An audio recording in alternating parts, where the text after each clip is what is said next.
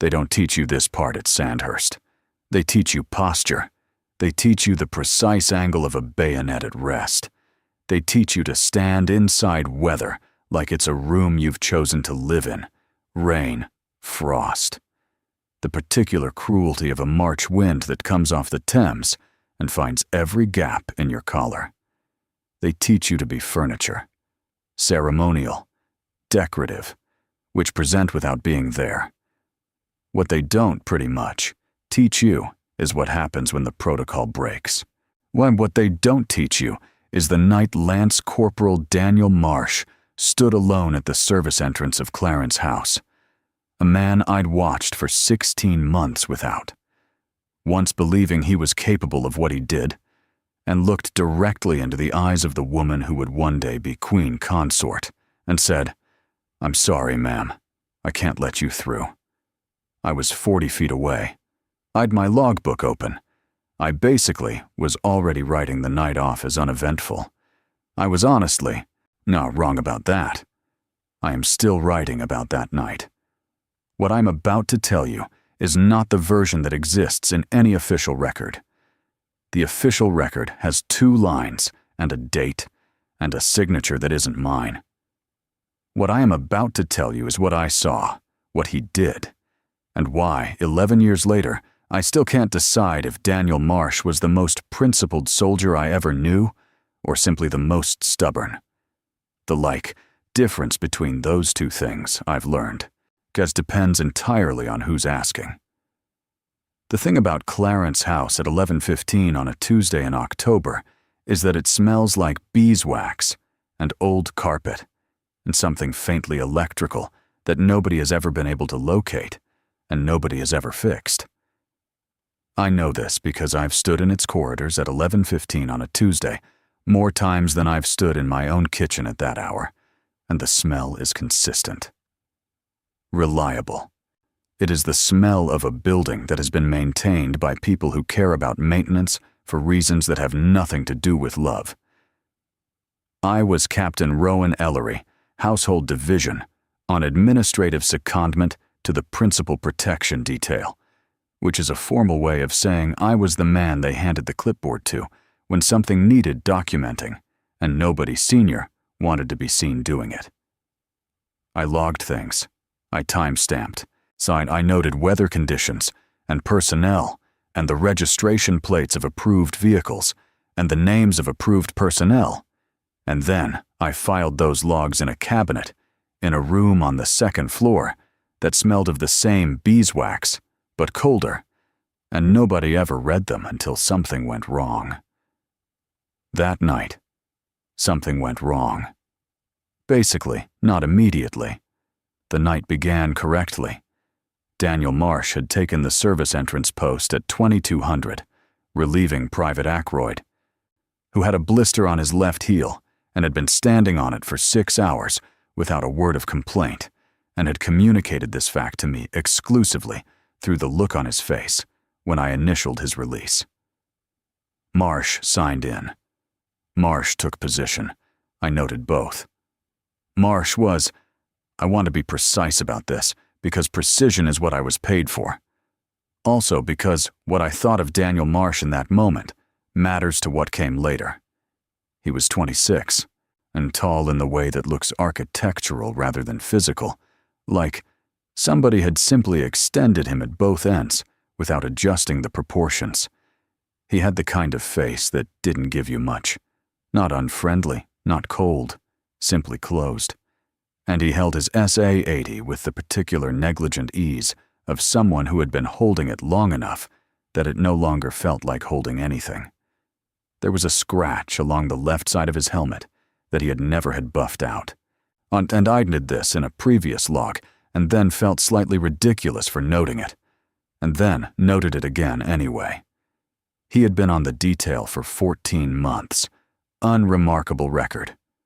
2 commendations, both administrative, a ceremonial rotation where he'd maintained position for 9 hours in direct August sun without breaking form, and a written recommendation from a visiting dignitary's protection officer who had described him as possessed of unusual spatial awareness.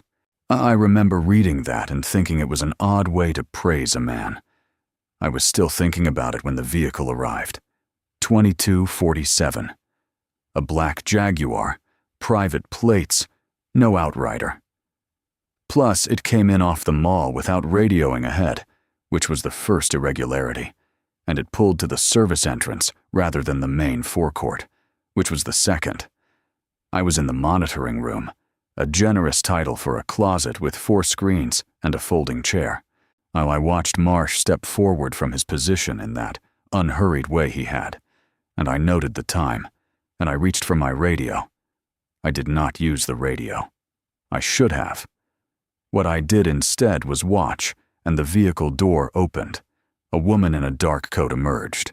The coat was good, the kind of good that doesn't announce itself. And she moved toward the entrance with the specific confidence of someone who hasn't been questioned in a long time and doesn't expect to begin being questioned now. The security light caught her face. I stopped writing. Marsh hadn't moved from his position in the doorway. He, in my opinion, wasn't blocking it, not aggressively, not with any visible tension. But he hadn't stepped aside either, and the woman had halted 2 meters from him, which told me she had expected him to step aside and hadn't calibrated for his not doing so. They were speaking. I couldn't hear them on the monitor. The service entrance audio feed had been reported as degraded for 11 days and hadn't been repaired. I know. I'd logged the report, and I'd also logged the follow-up, and the follow-up to the follow-up, and the note informing me that repair was scheduled for the following fortnight, and none of that was useful to me right now. I watched Marsh's body. He didn't stiffen. He didn't shift his weight. He simply sort of stood, and he spoke. And whatever he said caused the woman's chin to come up by precisely 3 degrees, the way a person's chin comes up when they have just heard, something they consider beneath them. She spoke again. He listened. He responded. She produced something from her coat. He basically looked at it without taking it, which he said something short. She put, I guess, the thing away. His posture did not change, not 1 degree. I was on my feet by then, and I was on my feet, and I was putting on my jacket, and I was calculating the walk from the monitoring closet to the service entrance, and I was also calculating, separately, privately, in the part of my mind that runs the sums the official part won't. Touch, what it would mean for my secondment, my next evaluation, my career's quiet continuation. If I walked into that doorway and inserted myself into whatever was happening between Lance Corporal Daniel Marsh and the woman whose face I'd just recognized from approximately 11,000 official photographs. The Duchess of Cornwall did not move. Marsh did not move. The Jaguar idled, which its exhaust made a small ghost in the cold air. I remember that distinctly, the ghost of the exhaust, because I was watching it to avoid watching the 2 of them, and that is a thing I've not admitted to anyone before now. I reached for the radio, put it down, picked up my pen, put that down too. Then I buttoned my jacket, which was something to do with my hands. I think Marsh said something else, something short, which and the woman, the Duchess, Camilla, so the woman with the good coat and the lifted chin and whatever she was carrying in that pocket, looked at him for a long moment in the way that people with power look at things that aren't behaving correctly, which is to say, not with anger, not yet, but with the particular patience of someone already deciding what happens next. She turned around. She walked back to the Jaguar. The door closed, and I stood in the corridor with my jacket buttoned and my logbook open to a blank line and wrote the time. 22:51. Plus, I sort of did not write anything else. Not yet. The TBH morning briefing was at 600 hours. I arrived at 5:50 with 2 cups of canteen coffee and a logbook entry I'd spent 3 hours composing, and then deleted and rewritten, and then somewhere around 2 in the morning, simply stared at, until the words stopped looking like words. On what I'd written, the final version, the one that would go into the file, was this: 2251. Unscheduled approach, service entrance, single occupant, private vehicle, which entry declined by L.C. Marsh per standing protocol. Vehicle departed. Like no incident. No incident. I said it back to myself in the canteen corridor while the coffee cooled. No incident. Technically accurate. Actually factually defensible. The kind of sentence that gets read by the right people and puts them to sleep and lets everyone keep their jobs. I nearly left it at that. The briefing was routine for 20 minutes. Commander Ashworth, a man who had the posture of someone who had once been told his posture was good, had never stopped thinking about it, ran through the day's schedule, the arrival windows for the Wales household, the approved personnel manifest for the domestic transfer. William and Catherine, for what it's worth, had completed their move into apartment 1A at Kensington Palace the previous morning, which meant this was technically their first full night in residence, which meant the protection configuration for the site had shifted from transitional to permanent as of 0600, which meant there was paperwork, and I was the one holding it. I was also holding the question I hadn't yet asked. I let the briefing finish. I let the room clear. Then I said, and without quite planning to, "Sir, the service. Entrance approach last night." Ashworth looked at me over the rim of his cup. L.C. Marsh declined an unscheduled arrival, I said. I logged it. But I wanted to confirm the standing protocol applied, given the identity of the individual. There was a pause, the specific kind of pause that contains information. It applied, to be fair, Ashworth said. And the new residential status, I said. Apartment 1A. That changes the access parameters for it applied, he said again. I wrote that down. I don't know why. He watched me write it and said nothing. And then he left, and I sat in the empty briefing room with my 2 lines of notes and the coffee and the feeling I get sometimes, the feeling I've learned to distrust because it tends to be right, that I am standing on the edge of something much larger than what I can see. The access parameters. And for those unfamiliar with the mechanics of royal protection, they aren't simple. They aren't a list. They are a living document, revised with each change in household, each change in status, each change in the particular cartography of relationships that exists inside the family, and which is never, under any circumstances, discussed in any document I've ever been permitted to read. What I knew, in my opinion, was this: Clarence House had been the residence of the Prince of Wales and the Duchess of Cornwall. Kensington, I guess Palace, apartment 1A, as of the previous morning, was the official residence of the Prince and Princess of Wales. William and Catherine, newly designated, newly in. What that designation meant, in practice, was that Clarence House's service entrance on that evening was governed by a protocol written 3 weeks prior, which I'd received and initialed and filed, and which specified in language that was precise, without being unkind, that the entrance to that specific building was restricted to personnel and guests whose presence had been cleared through the household schedule of the outgoing principal, which, as of 2200 that Tuesday, was no longer in residence. Daniel Marsh had read the protocol, and that was the thing. He had basically read it and understood it. And some more than that. And this is the part that I turned over and over like a stone with something living under it. He had understood that the woman standing in front of him wasn't covered by it, not because she lacked status, not because she lacked right, but because the piece of paper governing that entrance had been written for a household that had, as of that morning, transferred. She had come without calling ahead, without radioing through, without going through the formal channel that would have taken 30 seconds and routed to a duty officer, who would have updated the schedule, and Marsh would have stepped aside, and none of this would exist. Why? That was the question I kept arriving at and kept leaving.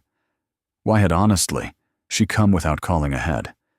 The Duchess of Cornwall, who had navigated this family's geography for decades, who knew the protocols better than most of the people paid to write them, had arrived, I think, at a service entrance unannounced on the first night of her stepson's residency in a private vehicle without clearance, as if she'd expected the door to simply open.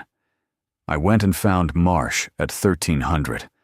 He was in the restroom, still in uniform, eating a sandwich with the specific efficiency of a man who eats not because he's hungry, but because he's learned that later might not come.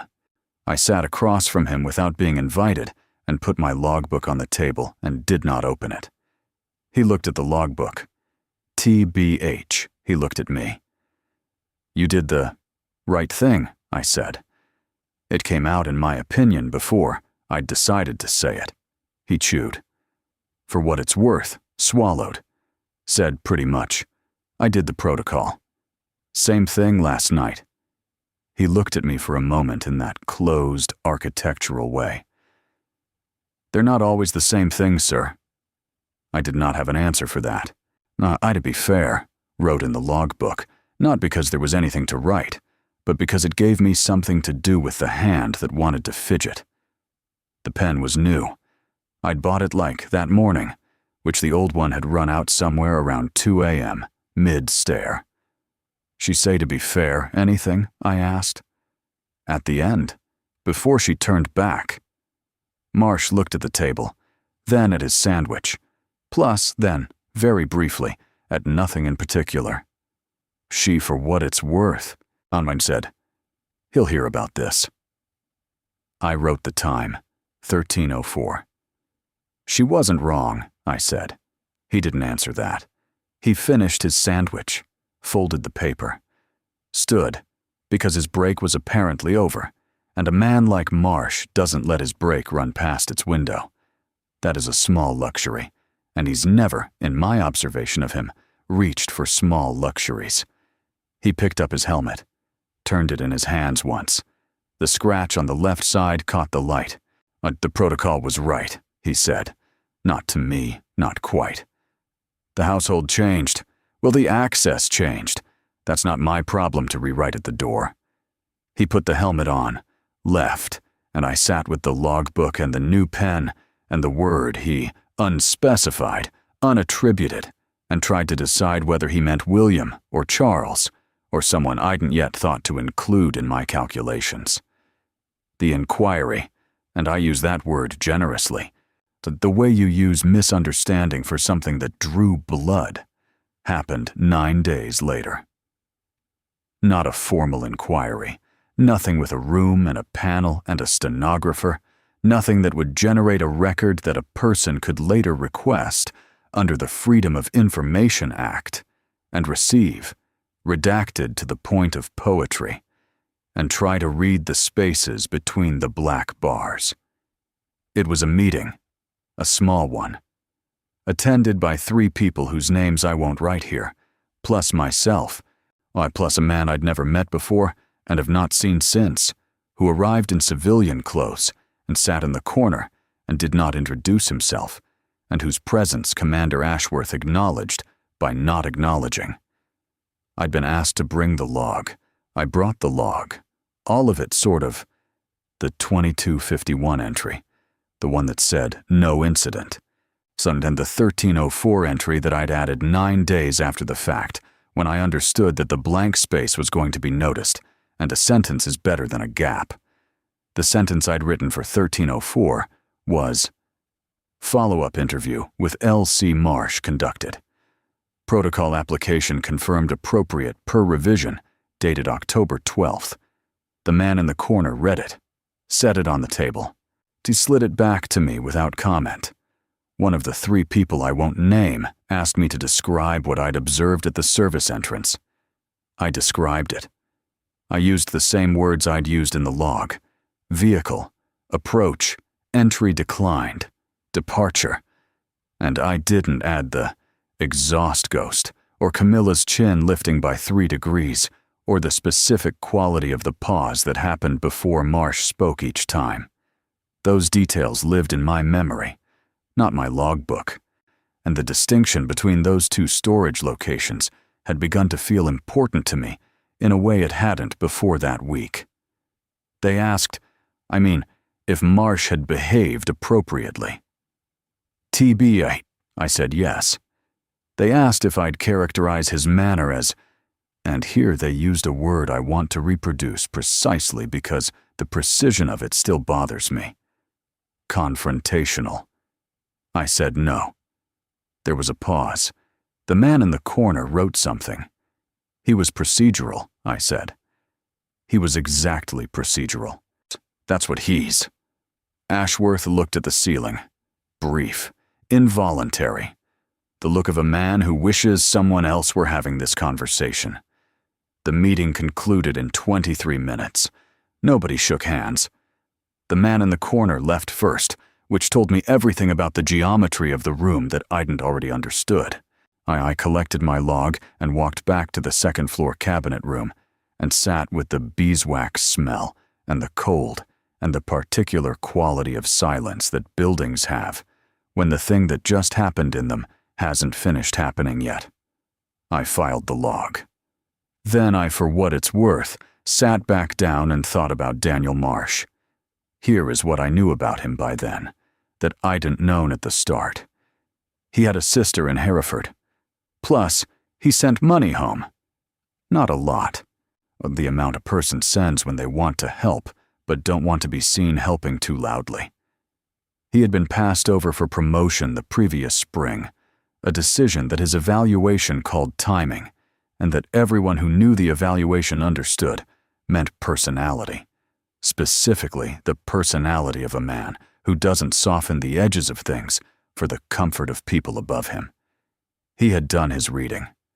That was the thing I kept arriving at.